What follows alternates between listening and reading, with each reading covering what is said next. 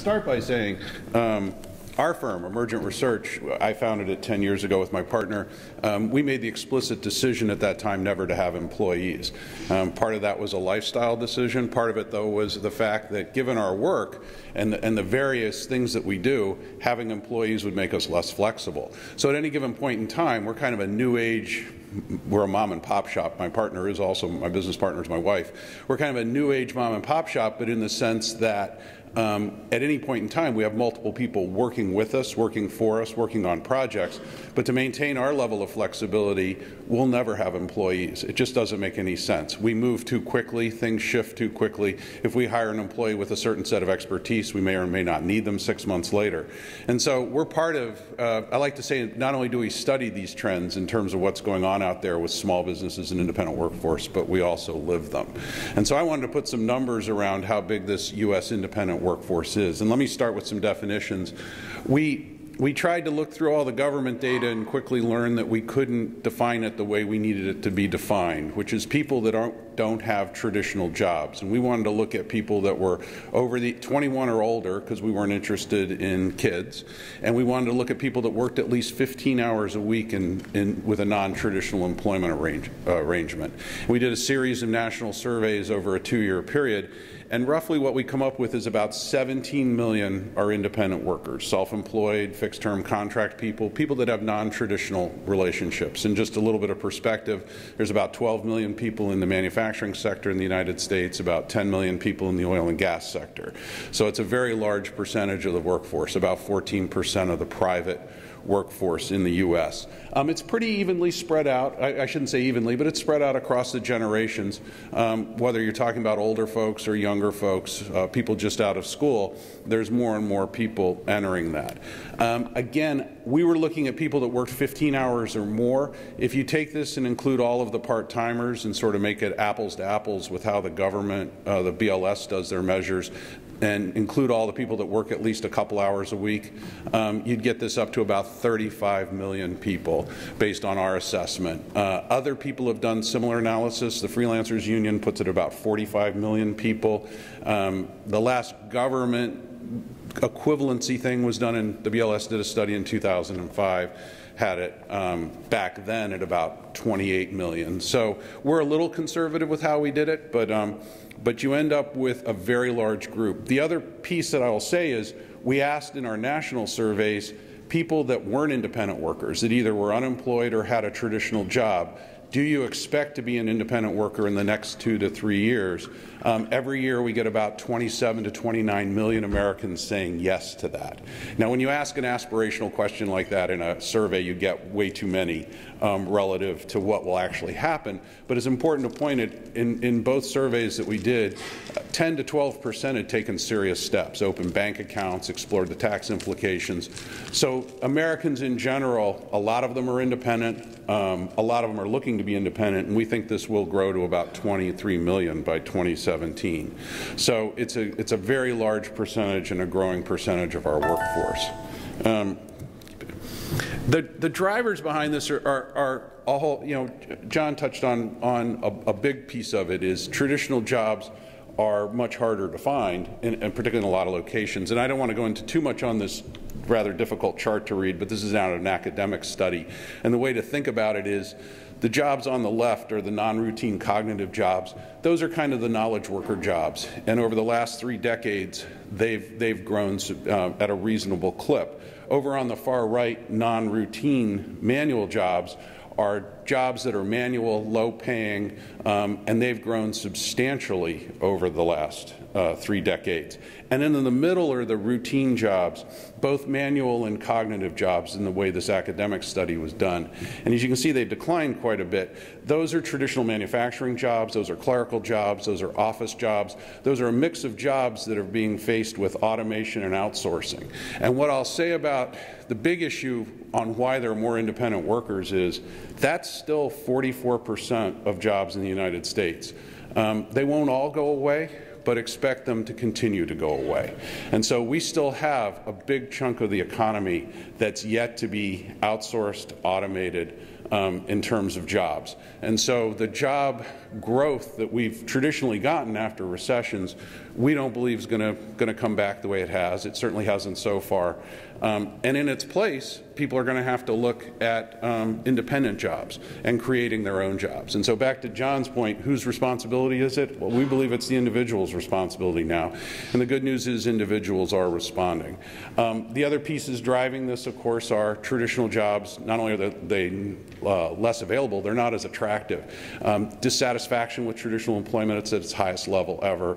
Lack of engagement at its highest level ever. You look at any survey of employee satisfaction, and then you look at how people make the decision to either go independent or start a small business.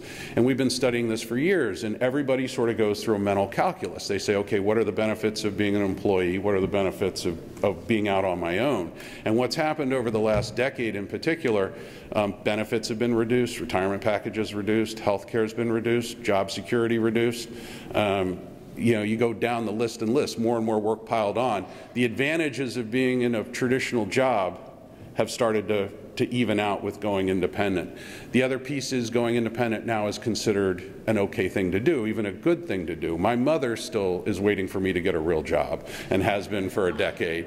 But with the exception of her, my neighbors actually think it's pretty cool that I work from home and that I have my own business. So you do you see some fundamental shifts, and then finally demographic and social shifts. Aging baby boomers definitely are looking to be independent. They're trying to do something different. They want more work-life flexibility. That's something you hear up and down from everybody we interview. It's not a women's issue. It's not a Gen Y issue. Everybody in all of our work stresses the growing importance of work-life flexibility. So there's a whole slew of trends driving this shift, and I don't want to belabor it. But when we actually get at the data, who these people are, these independent workers, there's some myths out there that we'd like to dispel. The first is the majority of them actually chose that path. In our work, and this is 2011 and 2012 because we've done it 2 years in a row, and we'll be doing it again this year. 55%, and the good news is it came out roughly the same each year, which as a researcher I was really happy to see. This number shouldn't move that much year to year. The majority did actually choose it. Only about 15% were forced into it. By that I mean had choice beyond their, pushed on them instead of at least part of their choice. And so what you're seeing is a world where that group of people actually choose it. And when you get into why they choose it, it really comes down to a couple factors. They're looking for control, they're looking for flexibility, they're looking to do things that they enjoy. And in a lot of traditional work environments, they don't get any of the three. And so when you ask these people, why are you doing this? It's very consistent. These are the same basic numbers as we get when we do small business owners also, even up to the size of 100 employees or more. You get the same basic answers. The only difference is you get like being your own boss a little higher relative to these. But it's the same thing. This is around control, flexibility, and doing what I like to do. And that's attractive to everyone. And when we ask them about how they like their life, the vast majority say they're satisfied with it. We end up with about 86% saying they're satisfied or very satisfied. We get very few people saying they're dissatisfied, but I'll come back to that in just a minute because this actually understates the level of dissatisfaction out there with independent work. But in sort of a general question, you end up, there's actually a satisfied group out there. And they're not only satisfied, they're planning on staying independent. 63% say they plan on staying independent. An important point here is building a larger business. We consistently get about 1 in 8 independent workers saying they want to actually build a bigger business, they want to add employees. So when you go back to that 17 million number, you're really looking at close to 2 million are out there trying to build a bigger business and create a true small business. And so they are actually interested in hiring real employees. They define, the way we ask the question and the way we talk about it in our interviews and focus groups is actually around adding employees. So this is actually a fertile group of people in terms of small business growth. And if you go back to the startup data on who starts businesses, almost 2/3 of all small businesses start as a single person or 2 people that then grow into a larger business. It's usually not teams that start small businesses, even when you're talking about in my world, in the high-tech world. So it's a really fertile area for employment growth. I wanted to go back to not everybody's happy and not everything's rosy. A lot of this data makes it look like being independent is nirvana. And frankly, for some of us, you know, I would never go back to a traditional job, and I was ruined in terms of a traditional job within a year or two of starting this business. You know, you have to show up at work every day. That's an odd concept to me now. Going to meetings all day wouldn't happen. So, but with that, there are a lot of challenges, and the biggest one, of course, is lack of income and lack of predictable income. When you look across age groups, the challenges do vary quite a bit. Older people are actually less worried about retirement. Gen X and Gen Yers are more worried about it. The benefits, the lack of job security are all issues that a lot of independent workers face. One of the most interesting statistics that we found out of our study is 39% of the independent workers tell us that they feel more secure being independent than they would as an employee. And if you think about that, the reason for that is they're not beholden on a corporation that may or may not do something capricious. Again, it's back to the control piece. We haven't been asking that specific question, but we've been asking similar questions for about a decade now. You know, you go before the recession, that was about 10 to 15% of the people. Earlier than that, I'm sure it was smaller. It used to be considered much more risky to be out on your own. That whole notion and idea is shifting, at least amongst the people that are independent. They're starting to realize having a diverse set of income streams, multiple clients, control over their own lives. And what we consistently hear is, my income can go down, but I can't be fired. Some faraway boss can't decide to close down my division. I can't be merged. So despite the challenges, they still like it. At the same time, when we sum it up, you look across the data, we get about 50% of our independent workers we believe truly do like it, but there's about 25% that are kind of neutral. Like it or don't like it, but there's about a quarter of these folks that seriously dislike being independent.